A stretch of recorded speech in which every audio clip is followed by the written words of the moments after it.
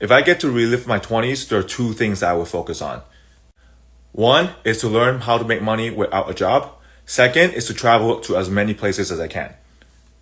But when it comes to traveling, I'm not talking about the typical going to different places and sightseeing. I'm saying go to a different location, learn the local culture, see how people operate there, see how people communicate, see how they think, see how they solve their own problems. Because that gives you perspective and insights to how you could operate as well. And all of these activities, they massively increase my ability to solve problems, problem solving abilities, my stress tolerance, my pressure tolerance, my pain threshold.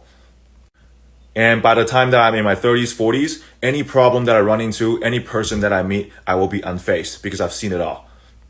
And I understand that every problem is not a problem unless it's against the law of physics. Every problem comes down to thinking, observing, and taking action to solve them. But I can't relive my 20s, so I'll do what I can.